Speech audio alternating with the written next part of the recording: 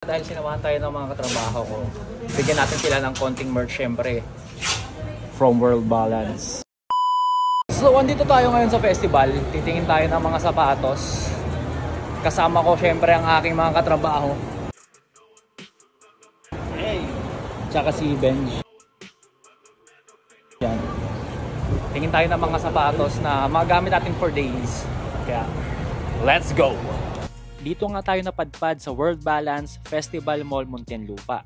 Pagpasok mo ay bubungad ka agad doon, napakadaming apparel nila. At ang una ko nga pinuntahan ay etong performance rack nila. Ang World Balance pala ay meron ding sapatos na pang running, syempre ang pang basketball nila. Meron din silang sapatos for indoor games tulad ng pang badminton at pang volleyball. Meron na rin pala dito sa store yung limited edition na apparel nila from PBA at iba't ibang klaseng bag. Para naman sa mga kabarangay natin dyan, makikita natin ang jersey nila dito tulad nitong kay Idol L.A. Tenorio.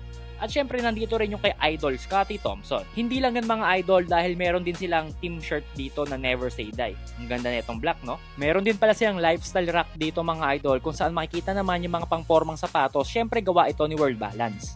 So ayun nga, dahil sinamahan tayo ng mga katrabaho ko, bigyan natin sila ng konting merch syempre from World Balance. Ano kapsat? Safe na yan? Safe. World Balance number 1. Sheesh! Isa lang talaga dapat ang bibilhin ko mga idol, pero napakadaming good deals dito sa World Balance. Kaya kung naghahanap kayo ng mga sapatos o pamporma na budget friendly, isa tong World Balance sa mga go-to store ko ngayon. Kaya ano pang hinihintay nyo? Tara na!